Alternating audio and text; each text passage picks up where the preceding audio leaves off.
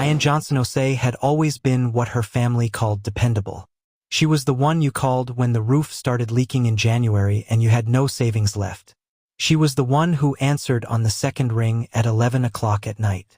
She was the one who never said no, not because she lacked a backbone, but because somewhere deep in her chest she had learned, early, that love inside her family looked like sacrifice. That showing up meant giving. That care was measured in what you were willing to part with. She was 43 years old. She had worked 15 years in healthcare administration, built a salary that made her comfortable, and saved carefully through every lean season and every unexpected bill that landed in her lap, and there had been many. She had a small but beautiful apartment on the north side of Chicago with hardwood floors. She had refinished herself and a kitchen window that looked out over a courtyard where someone always seemed to be walking a dog. She had a relationship with a man named Marcus Webb, a quiet, steady man who designed buildings for a living and who made her feel, for the first time in her adult life, like she did not have to perform her own worthiness to be loved. And she was getting married in 66 days. The wedding at Riverfront Events had been planned for 11 months. The centerpieces had been ordered, simple white peonies and eucalyptus in low glass vases. Nothing loud, nothing showy, just clean and beautiful the way Diane liked things. The photographer had been booked. The menu had been selected, revised after Marcus's mother mentioned a shellfish allergy, then carefully selected again. The dress, a simple ivory crepe gown, knee-length, no train, no veil, just elegance in its quietest form, had been altered 3 times to fit perfectly across her shoulders. Diane and Marcus had already paid $15,000 toward the venue contract. It had been theirs. Finally, simply, quietly theirs. And then, on a Tuesday morning in March, her phone buzzed on the couch cushion beside her. The subject line read, "Contract Amendment. Additional event added." She assumed it was spam. She opened it anyway, and in the space of 45 seconds, she watched 4 years of her life collapse into a single email she had not been asked to approve. Her mother, Gloria Johnson, had called the venue coordinator at 6:13 in the morning, before Diane woke up, before Marcus got out of the shower, and she had changed the contract, added a second wedding ceremony to Diane's existing reservation, her cousin Renata Fuentes' wedding. Same venue, same day, split billing applied, $12,000 per couple. Diane read the email 4 times, not because the words were difficult to understand, but because her mind kept refusing to accept that they were real. Renata was 27 years old. She was Diane's cousin on her mother's Puerto Rican side, the daughter of Aunt Rosa who had lived 3 blocks from Gloria for 30 years. Renata and her fiancé Carlos were young and sweet and starting from nothing, completely unprepared for what adult life was about to ask of them. And now, without a single phone call, without a text message, without one moment of consultation, Renata's wedding had been attached to Diane's like a barnacle to the hull of a ship. Marcus came out of the bathroom with a towel over his shoulders and took one look at his fiancée's face. She handed him the phone without a word. He read the email in silence.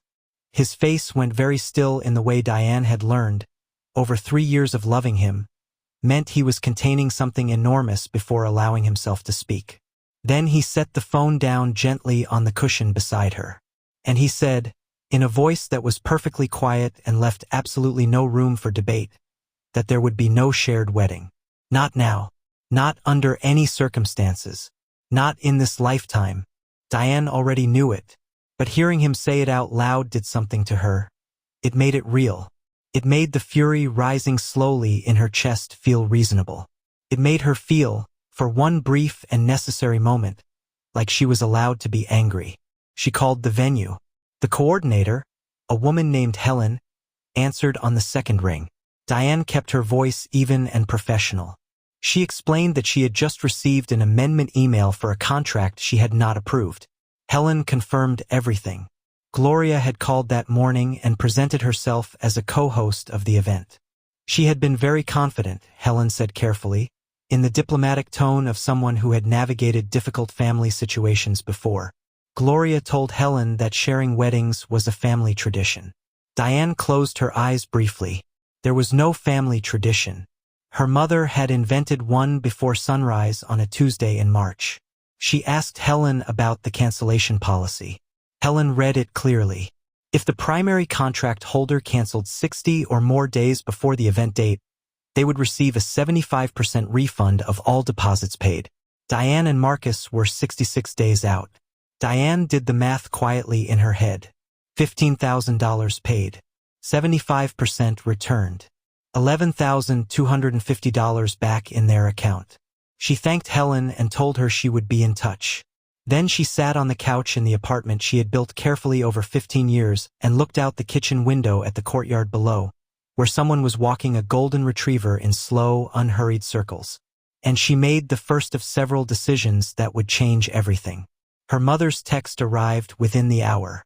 It read, "Did you see the email? We are so excited. Come tonight. We have so much to plan." As though Gloria had already decided that Diane's response was yes. As though the contract change was not a violation but a gift. One Diane simply had not unwrapped yet. Marcus did not want to go. He said it plainly, sitting across from her at the kitchen table, 2 untouched mugs of coffee growing cold between them. He told her she did not owe them a performance. He told her she could handle this with a phone call. He told her he would support whatever she decided. But Diane knew her mother in a way that Marcus, who had grown up in a calm household in Cincinnati with parents who spoke to each other with basic respect, was still learning to understand. Gloria Johnson operated in the physical space between people. She needed presence to work with. Distance was armor Diane was only just beginning to learn to use, and Gloria had decades of practice dismantling it. Through guilt deployed in careful layers, through escalation time to exhaust rather than confront, through the slow accumulated weight of obligation that had been building since Diane was old enough to earn money and give it away. If Diane handled this on the phone, Gloria would find a way to make it last for weeks. She needed to say the words in person once, clearly, so there was nothing left to reinterpret. They drove to Wicker Park that evening as the sun went down over the city. Marcus parked on the street and looked at her. He offered again to wait outside. She shook her head. She had not asked him to come so he could sit in the car. The dining room had been transformed. The table was covered in binders, thick ones with color-coded tabs, and fabric swatches in blush and cream laid out in careful rows alongside seating charts Diane had never seen, photographs of centerpieces she had not chosen, and a hand-drawn floor plan of the Riverfront Events Ballroom divided down the center into 2 equal halves. Someone had written Diane and Marcus on one side in blue marker and Renata and Carlos on the other in pink. Gloria looked up with a bright, practiced smile, the kind she deployed when she had already decided how the conversation was going to end and was simply waiting for everyone else to arrive at her conclusion. Renata stood beside the table in a blush-colored dress, beaming as though the hard part was already over. Carlos sat in the corner scrolling his phone. Aunt Rosa was nodding at something Gloria had apparently said before Diane and Marcus arrived. And Aunt Patricia, Diane's father's older sister, was making purposeful noise in the kitchen with dishes that would never materialize as food. Diane stopped in the doorway. She did not sit down. She did not take off her coat. She did not pick up a binder or admire the swatches or acknowledge the floor plan on the table. She looked at her mother and said the words she had been rehearsing since the moment she got off the phone with Helen. They were not sharing their wedding. The venue, the ceremony, the day, none of it. The room went quiet the way rooms do when someone says the thing that everyone assumed would never actually be said out loud. Renata's smile slid away. She said she had already told people the date, said it with genuine bewilderment, as though announcing it to others had created a legal and binding obligation for Diane to honor. Gloria stood up slowly, smoothing the front of her blouse in the particular way she had, that small, controlled gesture that always preceded her performance of reasonableness before she deployed the guilt. She told Diane to sit down. She told her to talk like an adult. Diane stayed where she was. She said she was talking. She was telling them this was not happening. What followed was not a conversation. It was an orchestration. Gloria made her case in the language she had always used most fluently, the language of obligation, of family loyalty, of what good daughters did when they had more than others. Renata was young. Carlos was just starting out. They could not afford another venue. This was what family did. You shared. You helped. You did not make it about yourself. Aunt Rosa leaned forward and said the venue was big enough for both ceremonies, presenting the square footage of a ballroom as though it were a moral argument. Renata said her bridesmaids could wear blush and Diane's could wear cream and it would be beautiful. Said it with genuine excitement, as though coordinating colors was the only remaining obstacle between disaster and a perfect memory. Gloria slid a paper across the table. It was Renata's guest list. 114 names. Diane scanned it and recognized perhaps a dozen faces. The rest were strangers. Friends of Carlos. Extended family she had never met. Co-workers Renata had known for less than 2 years. Marcus said quietly that these were strangers at their wedding. Gloria told him to stay out of it. And that was the moment Diane stepped between them. She told her mother clearly, that was not how she spoke to her fiancé. Not in this house. Not anywhere. Her mother's face tightened. And then Gloria said the thing she had been building toward since Diane walked through the door. She said Diane made good money. She said Renata and Carlos were just getting started. She said Diane should help instead of being difficult. The word difficult landed somewhere behind Diane's sternum like it always did. She had heard it her entire adult life, attached to every moment she had ever attempted to have a preference, every occasion she had tried to say no or not yet or let me think about it. Difficult meant, you are not giving us what we want and we need you to feel ashamed of that. Diane looked at her mother for a long moment. Then she said, in a voice that was very calm and very final, that they were not sharing their wedding. Not the venue. Not the ceremony. Not the planning. Nothing. And if the contract was changed again without her consent, she would be speaking to an attorney. Gloria's voice rose. She told Diane not to walk out that door. Diane walked out that door. Marcus was right beside her. Behind them, Renata began to cry. Loudly, with the particular volume of someone who had learned that her tears were effective currency. Aunt Patricia came out of the kitchen to scold them for ruining everything. Gloria's voice rose above all of it, calling after Diane with warnings and judgments and names for what she was doing and what it said about who she really was. Diane did not turn around. She walked down the front steps and got into the passenger seat of Marcus's car and stared at the windshield while he started the engine. The street was dark and ordinary. The argument continued behind the lit windows of the house. They drove away. On the drive back, Marcus asked the question he had been holding all evening. He asked if this was the first time. Diane laughed, not with humor, but with the particular exhaustion of someone who has known the answer to a question for years and is only now being asked to say it out loud. It was not the first time. It had been happening for 4 years. She told him about the roof first. A February 5 years ago, when her parents' house in South Shore had sprung a leak after a hard freeze. They had called her at 7 in the morning. She had transferred $5,500 by noon. They thanked her for 3 days and never mentioned it again. Then her mother's dental work. $1,200 paid to a periodontist on the west side after Gloria's insurance refused to claim. Then her younger sister Janelle's car payment. $350 a month for 14 months. Because Janelle had taken out a loan she could not afford and was in danger of losing the vehicle she needed to get to work. Then her father Raymond's cardiac procedure. $6,000. The insurance had covered most of it, but not the out-of-network anesthesiologist, and no one had thought to check beforehand, and Diane had been called while she was at her desk at work and asked if she could help, and she had said yes because he was her father and he had just had a procedure on his heart. An emergency loan to Aunt Patricia. $2,500. For what exactly had never been made entirely clear. Patricia had promised to repay it within 90 days. That had been 3 years ago. Another loan for Janelle's apartment deposit when Janelle moved to a new neighborhood and needed first and last month's rent she did not have. $1,000. Never repaid. Birthday gifts that were expected to be generous. Holiday contributions to family gatherings that Diane organized and largely funded. Last-minute requests that arrived by text on Friday afternoons when there was no time to think and saying yes felt easier than the alternative. Marcus was quiet for a long moment after she finished. Then he asked how much it totaled. Diane stared at her hands in her lap. She said she did not know exactly. She had never added it all up because some part of her had been afraid of the number. They reached the apartment building. Marcus parked, but neither of them got out immediately. He told her she needed to know. He told her that whatever kept her from looking at the full picture was the same thing that had been keeping her in this position for 4 years. She went straight to her small home office when they got upstairs. She did not go to the bedroom.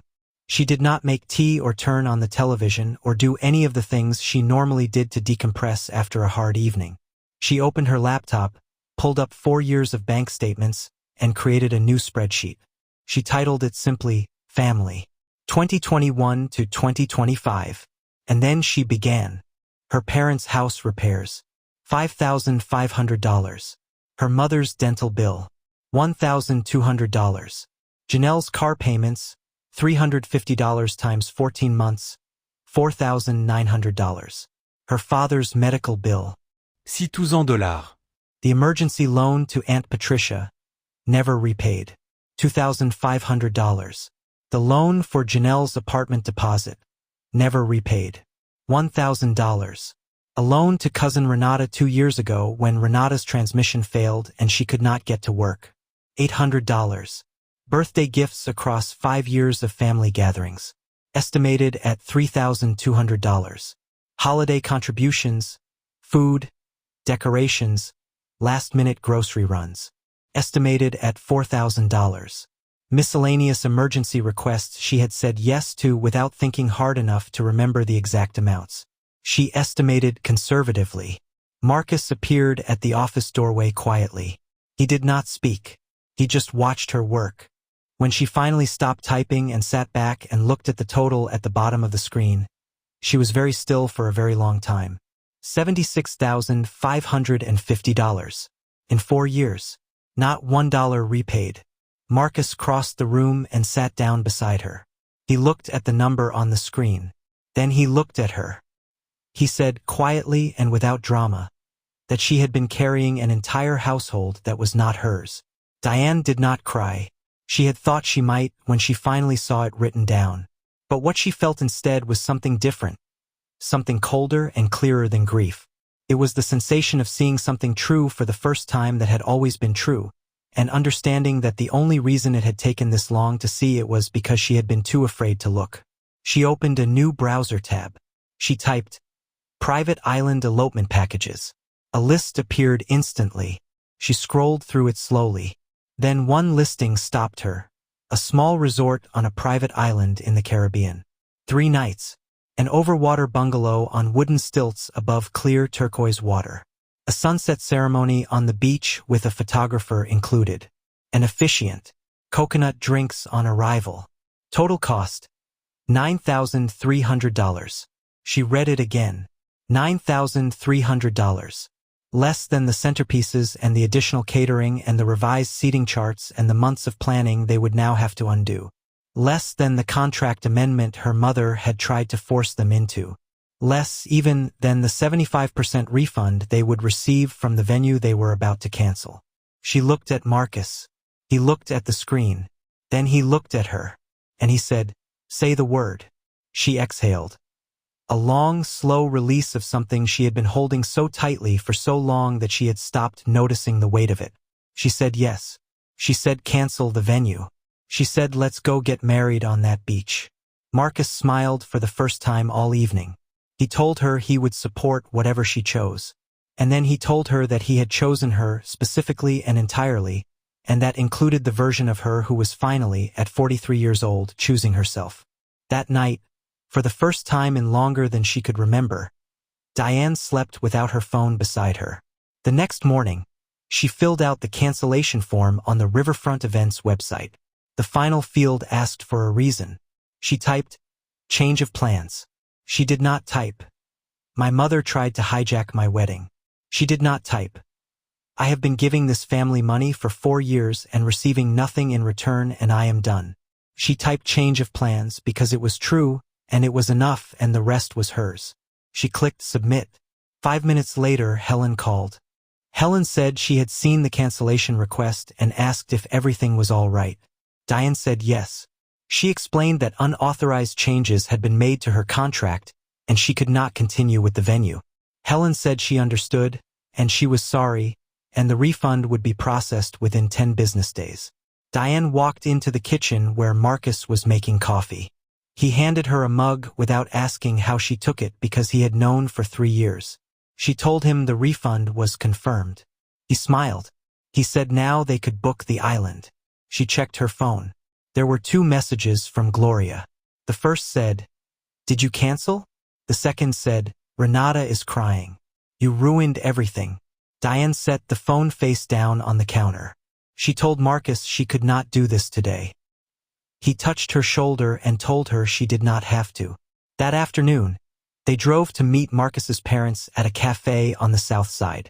His mother, Julia Webb, was a retired school principal who wore reading glasses on a beaded chain around her neck and had a way of listening that made you feel like the most important person in the room. His father, Robert, was a retired electrician with large, careful hands and a habit of going very quiet when he was thinking hard about something. Julia hugged them both the moment they walked in. She asked what was wrong. She said their message had sounded serious. Diane told them everything. The contract, the family dinner, the spreadsheet, the 4 years of money given and never returned, the wedding they were canceling and the island they were booking instead. She told it plainly and without apology, the way she was learning to tell the truth about her own life. Julia's eyes widened as Diane spoke. When Diane finished, Julia reached across the table and took both of Diane's hands in hers. She said, "Honey, what you have been describing is financial exploitation." She did not say it dramatically. She said it the way a school principal says a hard truth to a student, directly, with care, without softening it into something easier to dismiss. Robert had been looking at the spreadsheet on Diane's phone. He looked up slowly. He said $76,000 with no repayment was not family support. It was not love. It was not generosity. It was a system. And Diane had been inside it so long she had mistaken it for normal. Robert slid his credit card across the table. He told her if they needed help with the flights to take it. Diane shook her head immediately. She thanked him genuinely and told him the refund would cover everything. Robert nodded and left the card on the table anyway. He said the offer stood. Julia turned to Marcus. She told him his job now was simple. Make sure the wedding was peaceful. No drama. No guilt. No one else's noise. Marcus said he understood. He said he had been working on that since the moment he read the contract amendment email. After coffee, they walked to the parking lot together in the cold evening air. Diane exhaled and watched her breath cloud in front of her. She said quietly that his family was so calm. Marcus laughed softly. He told her they were not perfect. He said they had their own complications and their own history and their own things they were still working through. But he said they had one rule that had held for as long as he could remember. You do not use love as a weapon. You do not make the people you love pay for the privilege of belonging. For the first time in days, Diane laughed. It was soft and tired and completely real. She said, "Let's go book our wedding." Back at the apartment, she sat at her computer and opened the island resort page. 3 nights. Overwater bungalow. Sunset ceremony. Photographer included. $9,300. She selected the dates, September 12th through the 15th, and entered their details. The cursor hovered over the confirmation button. Her phone rang. It was Gloria. She let it ring. It rang again. She let it ring again. A text appeared. "Answer me." Diane looked at the phone. Then she looked at Marcus, who was standing in the doorway of the office the same way he had stood there the night before when she built the spreadsheet. Quietly, without pressure, just present. He asked if she was ready. She clicked confirm. The booking page loaded. A confirmation number appeared at the top of the screen in clean, simple text. She forwarded the itinerary to Marcus. He typed back 3 words. Just us. Perfect. And for the first time, it felt completely true. The following days brought a flood of notifications. Calls, texts, voicemails, messages in the family group chat that Diane had muted but could still see when she chose to look. By the second day, she had 41 missed calls and more texts than she stopped counting. She read none of the voicemails. She deleted them one by one without opening them, which was its own small act of self-preservation. Then a post appeared on social media. It was from Renata. It read, When family abandons you when you need them most, it hurts in ways that are hard to describe. Some people care more about money than love. Dozens of comments poured in underneath it. People who did not know the full story offered their sympathy. Someone wrote, "You deserve so much better."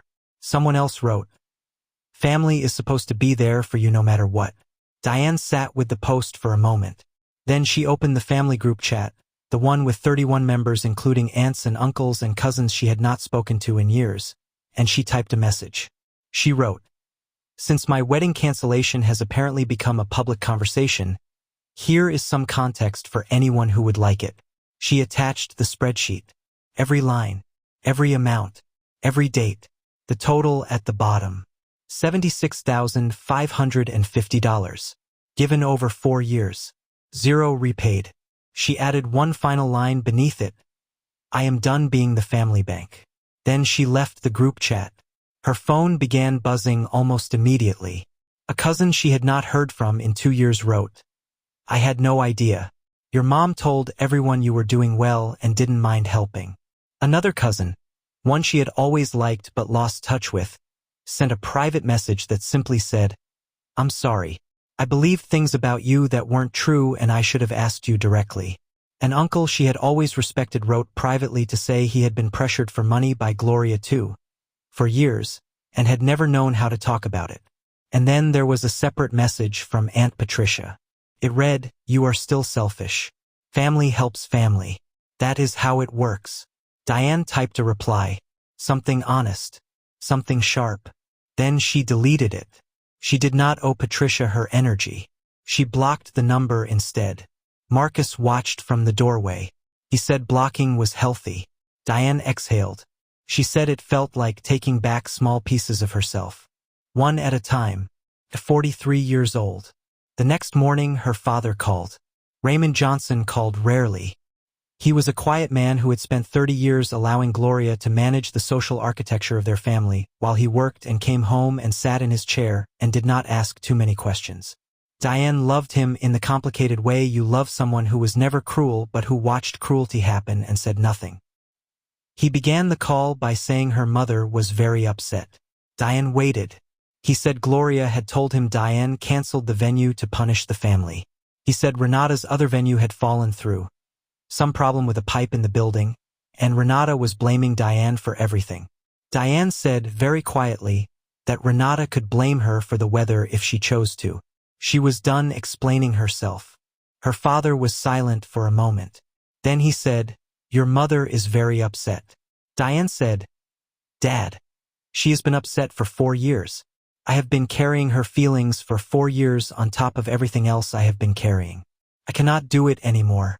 Her father sighed. It was a heavy sigh, the sigh of a man who knew something was true but did not know how to stand inside that truth. He said he hoped she would think about it. She said she had done nothing but think about it for years. She ended the call gently and sat for a moment in the quiet of her office. Then she stood up and went to the kitchen and made herself a cup of coffee and stood at the window and watched the courtyard below where someone was walking a small gray dog in slow circles.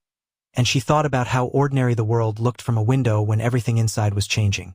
3 days before the flight, Diane packed her suitcase.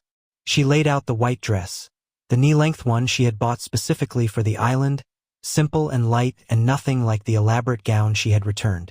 She folded it carefully. She packed 2 other outfits, sunscreen, sandals, a book she had been meaning to read for 8 months. Nothing more than she needed. Marcus held up his navy suit, the one without a tie. He asked if she was ready to get married without 100 opinions in the room. She smiled. She said she was more than ready. Her sister Janelle texted that evening. The message said, "Mom and Dad know your flight time. They are planning to go to the airport tomorrow morning." Diane read the message twice. Then she showed it to Marcus. His jaw tightened for just a moment. Then he said, "Let them try." The next morning they arrived at the airport before dawn. Diane spotted her parents near the terminal entrance before they spotted her. Gloria in her good coat, holding her purse with both hands, Raymond standing slightly behind her the way he always stood, slightly removed from whatever was about to happen. Marcus steered them toward a different entrance without breaking stride. He said quietly, "We go in from the other side." They grabbed their bags and moved. They were almost through the main doors when Gloria saw them. She moved quickly for a woman in heeled boots on a polished floor. She called Diane's name across the terminal in the voice she used when she needed people around them to understand that something important and emotional was happening. People glanced over. A security officer near the door looked up. Gloria reached them and stepped directly in front of Diane. She said, "You need to come with us." Renata found a small venue in Oak Park. "You can still fix this." Marcus said, clearly and without raising his voice, that there was nothing to fix. Gloria looked at him the way she always looked at him, as though his presence in her daughter's life was a problem she was still working out how to solve. She told him this was a family matter. Diane stepped forward. She told her mother that Marcus was her family, that he was, in 60 hours, going to be her husband, and that she would not stand in an airport and watch her mother speak to him as though he were incidental. Gloria's voice cracked. She reached out and grabbed Diane's wrist. Diane pulled her arm back steadily. The security officer moved closer. He asked if everything was all right in the tone of someone who could see that it was not. Gloria told him her daughter was making a terrible mistake. She said it with feeling, with the genuine anguish of a woman who believed entirely in her own version of events. The officer kept his face neutral. He said, politely but without ambiguity, that they needed to let the travelers proceed. Raymond put a hand on Gloria's arm. He said, "Gloria." Gloria shook him off. She looked at Diane with the full force of everything she had ever used to keep her daughter in place. The love and the guilt and the history and the weight of 30 years of being someone's mother. And she said, "You will regret this. You will regret choosing him over your family." Diane looked at her mother for a long moment. Then she took Marcus's hand and she walked forward. Through the doors. Toward the security line. Into the ordinary beautiful machinery of a morning airport. The rolling suitcases and the coffee smells and the departure boards and the people moving in every direction toward somewhere else. When they turned the corner and her parents disappeared from view, Diane slowed for just a moment. Marcus looked at her. She looked straight ahead. She said quietly, "I did not choose him over my family. I chose myself." They kept walking. On the plane, settled into their seats with the city falling away beneath them. Marcus leaned over and said softly that her mother had grabbed her arm. Diane nodded. She said, "She is used to me giving in." Marcus took her hand. He said, "Not anymore." They toasted with small bottles of sparkling wine that the flight attendant brought without being asked, as though she could sense the occasion. Diane looked at her phone one last time before switching it to airplane mode. There were 23 missed calls and 44 text messages. She did not open a single one. She turned the phone off. She looked out the window at the clouds below them, white and enormous and completely indifferent to the life she was leaving behind. She whispered, "Goodbye, chaos." Marcus raised his small bottle. He said, "Hello, peace." The villa stood on wooden stilts above water so clear and still that you could see the fish moving beneath the glass floor panels from inside the room. The air smelled like warm salt and something floral that Diane could not name but that she would remember for the rest of her life. Their host, a woman named Aisha with a wide smile and efficient kindness, welcomed them with coconut drinks and a brief, warm orientation. She told them their ceremony was scheduled for sunset the following evening. She told them she wanted their day to be perfect, and she meant it. Diane walked out onto the private deck that extended over the water and stood looking at the horizon where the ocean met the sky in a line so clean it looked painted. She said, to no one in particular and to Marcus standing behind her, "This is insane." He wrapped an arm around her waist. He said, "Insane and ours." The morning of the ceremony, Diane was up before the sun. She sat on the deck in a borrowed robe and listened to the water moving underneath her. Back in Chicago, it would have been the morning of their original wedding. The riverfront events ceremony with the peonies and the seating charts and the floor plan divided down the middle in blue and pink marker. She thought about it for exactly 1 minute. Then she let it go. Aisha arrived mid-morning with the day's schedule. Diane would get ready in a separate villa. She would be brought to the beach at 5 o'clock. The photographer, A gentle man named Ravi who spoke quietly and moved around people as though he were trying not to disturb the air, would be set up by 4:30. The officiant, an older woman named Miriam who had performed ceremonies on this beach for 20 years, would be there at 4:45. Diane put on the white dress at 4 o'clock. Knee length. Simple. Nothing extravagant. She wore her hair the way she always wore it when she wanted to feel most like herself. She put on the small gold earrings Marcus had given her on their first anniversary. She looked in the mirror for a long moment. Then she picked up her sandals, carried them in her hand, and walked barefoot down to the beach. The sand was warm beneath her feet even as the sun began to lower. A bamboo arch had been set up 20 feet from the waterline, wrapped simply with white flowers and green leaves. The ocean stretched beyond it in every direction, gold and pink in the fading light. Ravi smiled at her from behind his camera. He said just to relax and he would capture everything. She believed him immediately. Miriam greeted her with both hands. She said, "Ready, dear?" Diane said yes without hesitating. A soft instrumental melody played from a small speaker nestled in the sand. And then Marcus appeared. He walked across the beach toward the arch in his navy suit.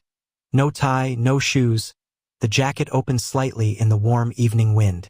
When he saw her standing there in the low gold light with her sandals in her hand and her eyes clear and her shoulders finally at rest, his face changed.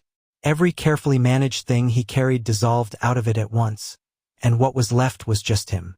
Certain, present, home. Miriam spoke first. She had a way of speaking that was neither formal nor casual but simply honest. The way people speak when they have stood beside enough beginnings to understand what actually matters. She said, "Love does not need an audience. It only needs honesty." She turned to Marcus. He looked at Diane and took a breath. He said, "You chose yourself and that made me choose you even more. I have watched you spend years giving everything you had to people who treated your generosity like a resource they were entitled to. And I have watched you, slowly and at great cost, begin to choose differently. I will love the version of you who sets boundaries. I will love the version of you who protects her peace. I will love the version of you who walks away from things that are hurting her even when walking away is the hardest thing in the world to do. I will love every version of you. For the rest of our lives." Diane blinked back the tears she had promised herself she would not cry.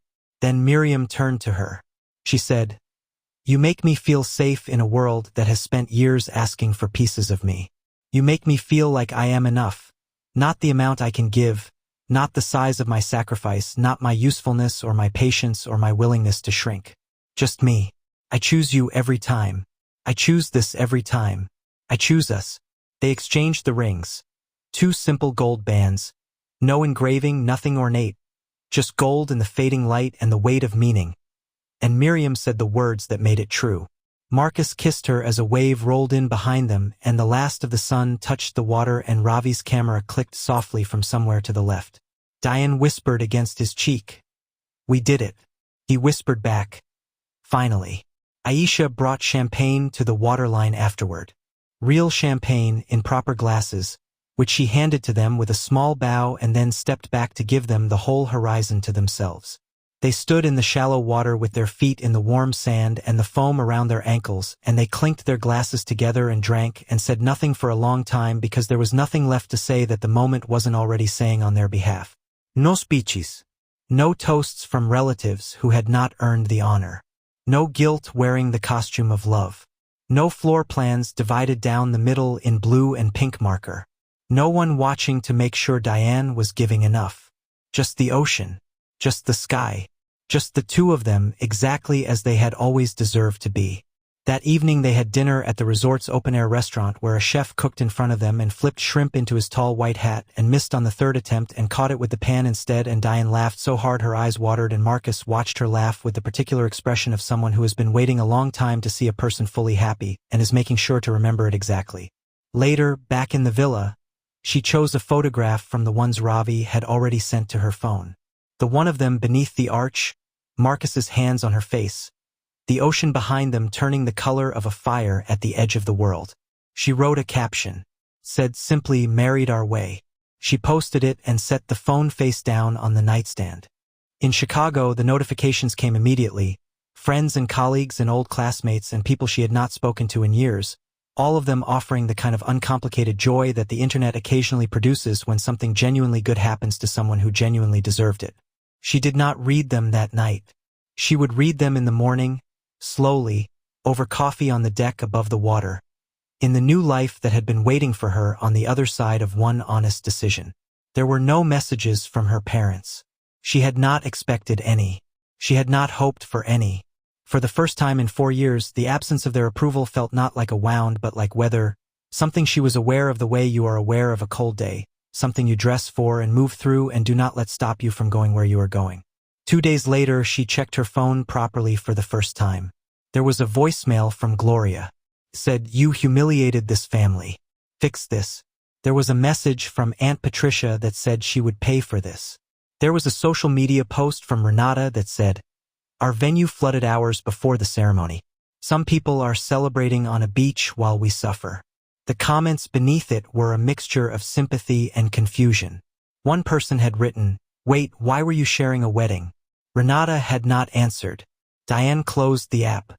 Marcus looked up from his book on the other side of the deck. He asked, "Drama?" She said, "Not my drama anymore." And then a message arrived from Janelle, her younger sister, the one whose car payments she had made for 14 months, the one who had taken the apartment deposit and never mentioned repaying it. Janelle wrote, "Can we talk?" Diane stepped to the railing of the deck and called her. Janelle answered immediately. Her voice was quiet in a way that told Diane she was somewhere private. She said, "I am sorry. I did not know how bad it had gotten. Mom told everyone you were doing well and that you offered to help. She made it sound like you wanted to." Diane said, "She lied." Janelle was quiet for a moment. Then she said, "She tried to get me to co-sign a loan for Renata's wedding last month.